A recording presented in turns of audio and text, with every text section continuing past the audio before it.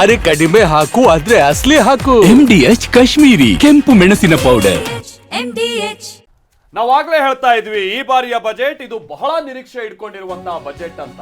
ಆಮೇಲೆ ಭಾರತವನ್ನ ಮತ್ತಷ್ಟು ಸದೃಢ ಮಾಡುವಂತಹ ನಿಟ್ಟಿನಲ್ಲಿ, ಸ್ವಾವಲಂಬನೆ ಮಾಡುವಂತಹ ನಿಟ್ಟಿನಲ್ಲಿ ಈ ಬಾರಿಯ ಬಜೆಟ್ ನ ದಿಕ್ಕು ದೆಸೆಗಳು ಏನಿದೆ ಅನ್ನೋದನ್ನ ನೋಡ್ಬೇಕಿದೆ. 9ನೇ ಬಾರಿ ಬಜೆಟ್ ಅನ್ನ ಸತತವಾಗಿ ಮಂಡಿಸ್ತಾ ಇರುವಂತಹ ಸಾಧನೆ ಈ ಬಾರಿ ನಿರ್ಮಲಾ ಸೀತಾರಾಮನ್ ಅವರದ್ದು. 8 ಬಾರಿ ಈಗ ಆಲ್ರೆಡಿ ಸತತ ಬಜೆಟ್ ಅನ್ನ ಮಂಡಿಸಿರುವಂತಹ ದಾಖಲೆಯನ್ನ ಹೊಂದಿದ್ದಾರೆ. ಸೊ ಇದು ನಿರ್ಮಲಾ ಸೀತಾರಾಮನ್ ಅವರ ವೈಯಕ್ತಿಕವಾಗಿ ಅವರ ಇದೊಂದು ಸಾಧನೆ ಅನ್ನುವಂತ ವಿಚಾರಕ್ಕೆ ಸಂಬಂಧಪಟ್ಟ ಹಾಗೆ. ಮತ್ತೆ ಇದ್ರ ಬಗ್ಗೆ ನಾವು ಮಾತಾಡ್ತಾ ಇದ್ವಿ. ಏನು ಅಂತಂದ್ರೆ ಈ ಬಾರಿಯ ಬಜೆಟ್ ಇದೆಯಲ್ಲ, ಇದು ಸಾಮಾನ್ಯ ಬಜೆಟ್ ಅಲ್ಲ. ತಜ್ಞರು ಕೂಡ ಇದ್ದಾರೆ, ಅದ್ರ ಬಗ್ಗೆ ಮಾತಾಡ್ತಾರೆ. ಯಾಕಂದ್ರೆ ಈ ಬಾರಿ ಬಹಳ ಯೋಚನೆ ಮಾಡಬೇಕು. ಮುಂದಿನ ಭವಿಷ್ಯದ ಭಾರತ ಇದೆಯಲ್ಲ, ಅಂದ್ರೆ ನಮ್ಮ ಕಾಲ ಮೇಲೆ ನಾವು ನಿಂತ್ಕೊಳ್ಳೋಕೆ ನಾವು ಏನೇನು ಮಾಡಬೇಕು, ನಾವು ಆರಂಭದಲ್ಲಿ ಹೇಳಿದ್ವಿ, ಅದರ ಬಗ್ಗೆ ಮಾಡಲೇಬೇಕು. ಇನ್ನು ಬಜೆಟ್ ಅಂದ ತಕ್ಷಣ ಅತ್ಯಂತ ಸಹಜವಾಗಿಯೇ ನಮಗೇನು ಸಿಗುತ್ತೆ ಅನ್ನುವಂಥ ನಿರೀಕ್ಷೆ ಇದ್ದೇ ಇದೆ. ಕರ್ನಾಟಕಕ್ಕೂ ಕೂಡ ತನ್ನದೇ ಆದಂಥ ನಿರೀಕ್ಷೆಗಳಿದೆ. ಹಾಗಾದ್ರೆ ಕರ್ನಾಟಕಕ್ಕೆ ಏನು ಸಿಗಬಹುದು, ಕರ್ನಾಟಕದ ಎಕ್ಸ್ಪೆಕ್ಟೇಷನ್ಸ್ ಏನು, ಬನ್ನಿ ನೋಡೋಣ.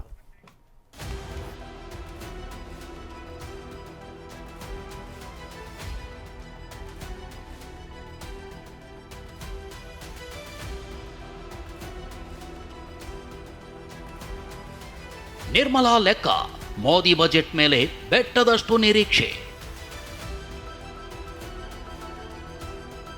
ಕೇಂದ್ರ ಬಜೆಟ್ನಲ್ಲಿ ಕರ್ನಾಟಕಕ್ಕೆ ಬಂಪರ್ ಕೊಡುಗೆ ಸಿಗುತ್ತಾ? ರೈತರು, ಮಹಿಳೆಯರ ನಿರೀಕ್ಷೆಗಳೇನು? ಅಭಿವೃದ್ಧಿಗೆ ಬೂಸ್ಟ್.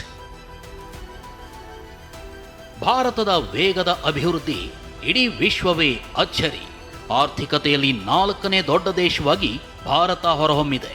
ಮುಂದಿನ ದಿನಗಳಲ್ಲಿ 3ನೇ ಅತಿ ದೊಡ್ಡ ಆರ್ಥಿಕ ದೇಶವಾಗೋದಕ್ಕೆ ಭಾರತ ಕಾತರದಿಂದ ಕಾಯ್ತಿದೆ. 2026ರ ಪ್ರತಿಯೊಂದು ಹೆಜ್ಜೆನೂ ತುಂಬಾನೇ ಮಹತ್ವದ್ದಾಗಿರುತ್ತೆ. ಹೀಗಾಗಿ ಈ ಬಾರಿ ಮೋದಿ ಸರ್ಕಾರದ ಬಜೆಟ್ ಮೇಲೆ ಬೆಟ್ಟದಷ್ಟು ನಿರೀಕ್ಷೆ ಇದೆ. ಕರ್ನಾಟಕದ ನಿರೀಕ್ಷೆಗಳೇನು? ಸರ್ಕಾರದ ಡಿಮ್ಯಾಂಡ್ ಏನು? ಜನರ ಬಯಕೆಗಳೇನು? ರಾಜ್ಯದ ಋಣ ತೀರಿಸ್ತಾರ ವಿತ್ತ ಸಚಿವೆ ನಿರ್ಮಲಾ ಅನ್ನೋದು ಸಾಕಷ್ಟು ಕುತೂಹಲ ಹುಟ್ಟಿಸಿದೆ.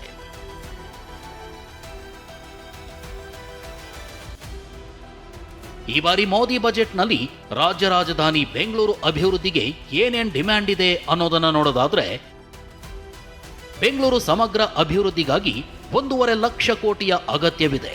ಅನುದಾನದ ನಿರೀಕ್ಷೆಯಲ್ಲಿ ಬೆಂಗಳೂರಿದೆ. ಇನ್ನು ಮೂಲಸೌಕರ್ಯಗಳ ಅಭಿವೃದ್ಧಿಗೆ ಸುಮಾರು 1000 ಕೋಟಿ ಹೆಚ್ಚುವರಿ ಅನುದಾನ ಬೇಕಿದೆ.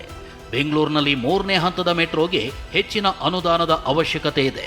ಬೆಂಗಳೂರಿನಲ್ಲಿ ವಾಹನ ದಟ್ಟಣೆ ಕಡಿತಕ್ಕೆ ಸುರಂಗ ಮಾರ್ಗಗಳ ಅವಶ್ಯಕತೆ ಇದೆ. ಸುರಂಗ ಮಾರ್ಗಕ್ಕೆ 36,000 ಕೋಟಿ ಅನುದಾನಕ್ಕೆ ಬೇಡಿಕೆ ಇದೆ. ಇನ್ನು ಬೆಂಗಳೂರು ಪುಣೆ ಎಕನಾಮಿಕ್ ಕಾರಿಡಾರ್ಗೆ ಹೆಚ್ಚಿನ ಅನುದಾನ ಬೇಕಿದೆ. ಬೆಂಗಳೂರು ಮೈಸೂರು ಮಧ್ಯೆ ಹೈಸ್ಪೀಡ್ ರೈಲು ಮಾರ್ಗಕ್ಕೆ ಒತ್ತಾಯವಿದೆ.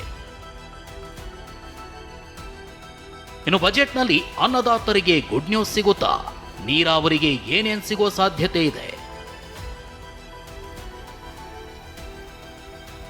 ಬೆಳೆಗಳಿಗೆ ಬೆಂಬಲ ಬೆಲೆ ಸಿಗೋ ನಿರೀಕ್ಷೆಯಲ್ಲಿ ರೈತರಿದ್ದಾರೆ.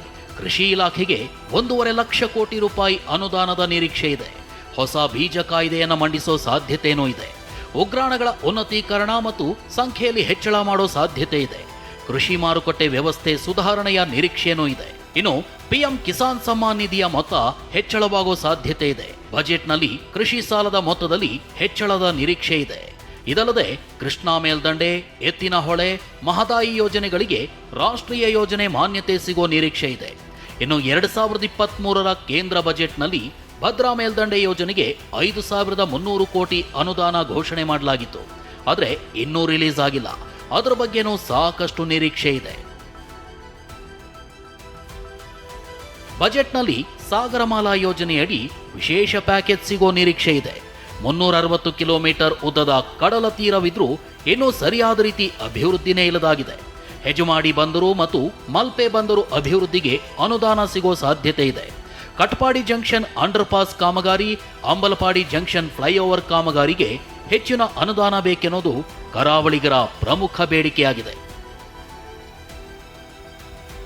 ಇನ್ನು ಕೇಂದ್ರದ ಬಜೆಟ್ನಲ್ಲಿ ರಾಜ್ಯದ ರೈಲ್ವೆಗೆ ಮತ್ತಷ್ಟು ವೇಗ ಸಿಗೋ ನಿರೀಕ್ಷೆ ಇದೆ. ಈ ಬಾರಿ ಬಜೆಟ್ನಲ್ಲಿ ರಾಜ್ಯದಲ್ಲಿ ರೈಲ್ವೆ ಸಾಮರ್ಥ್ಯವನ್ನ ಮತ್ತಷ್ಟು ಹೆಚ್ಚಳ ಮಾಡೋ ನಿರೀಕ್ಷೆ ಇದೆ. ಗೇಜ್ ಕನ್ವರ್ಷನ್, ಟ್ರ್ಯಾಕ್ ಡಬ್ಲಿಂಗ್, ಹೊಸ ಮಾರ್ಗಗಳಿಗೆ ಅನುದಾನ ಬಿಡುಗಡೆ ಸಾಧ್ಯತೆ ಇದೆ.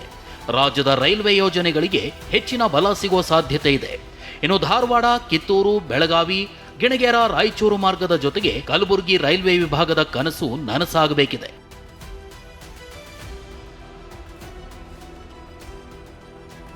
ರಾಜ್ಯದಲ್ಲಿ ಸಾಲದ ಹೊರೆ ಹೆಚ್ಚುತ್ತಿದೆ. ನಿರಂತರ ಅತಿವೃಷ್ಟಿ ಮತ್ತು ಪ್ರವಾಹದಿಂದ ಆರ್ಥಿಕತೆ ನಲುಗಿದೆ. ಅನುದಾನ ಕೊರತೆಯಿಂದ ರಾಜ್ಯದ ನೀರಾವರಿ ಯೋಜನೆಗಳು ಪೆಂಡಿಂಗ್ ಉಳಿದಿವೆ. ರಾಜ್ಯದ ಕೆಲವು ನೀರಾವರಿ ಯೋಜನೆಗಳನ್ನು ರಾಷ್ಟ್ರೀಯ ಯೋಜನೆಯಾಗಿ ಘೋಷಿಸಿದರೆ 90% ಅನುದಾನ ಕೇಂದ್ರದಿಂದಲೇ ಸಿಗಲಿದೆ. ಇದು ಬರಪೀಡಿತ 23 ಜಿಲ್ಲೆಗಳ 150ಕ್ಕೂ ಹೆಚ್ಚು ತಾಲೂಕುಗಳಿಗೆ ವರದಾನವಾಗಲಿದೆ. ಇನ್ನು ಗ್ರಾಮೀಣ ಮತ್ತು ನಗರ ಪ್ರದೇಶಗಳ ಅಭಿವೃದ್ಧಿಗೆ ಹೆಚ್ಚಿನ ನಿಧಿ ಹಂಚಿಕೆಯಾಗಬೇಕಿದೆ. ಗುಜರಾತ್, ಯುಪಿ ಮಾದರಿಯಲ್ಲಿ ಕರ್ನಾಟಕಕ್ಕೂ ಬೃಹತ್ ತಾಂತ್ರಿಕ ಯೋಜನೆಗಳನ್ನು ನೀಡೋ ಮೂಲಕ ಬಂಡವಾಳ ಹೂಡಿಕೆಗೆ ಉತ್ತೇಜನ ನೀಡಬೇಕು ಅನ್ನೋದು ಉದ್ಯಮ ಕ್ಷೇತ್ರದ ಒತ್ತಾಯವಾಗಿದೆ. ಒಟ್ನಲ್ಲಿ 2026ರ ಬಜೆಟ್ ಕರ್ನಾಟಕದ ಪಾಲಿಗೆ ಕೇವಲ ಭರವಸೆಯ ಮೂಟೆಯಾಗುತ್ತಾ ಅಥವಾ ನಿಜವಾಗಿಯೂ ಅಭಿವೃದ್ಧಿಯ ಹಾದಿ ತೆರೆಯುತ್ತಾ ಅನ್ನೋದನ್ನ ಕಾದು ನೋಡಬೇಕಿದೆ. ಹರೀಶ್, TV9 ಬೆಂಗಳೂರು. MDH ನ ಕಿಚನ್ ಕಿಂಗ್ ಕಿಚನ್ ಅಲ್ಲಿದ್ರೆ ನಾವು ಎಲ್ಲವನ್ನು ಮಾಡಬಹುದು. ಬೆಂಗನ್ ಕಾ ಬರ್ತಾ, ಆಲೂ ಗೋಬಿ, ಭಿಂಡಿ ಮಸಾಲಾ, ಇನ್ನೂ ಬಹಳಷ್ಟು. MDH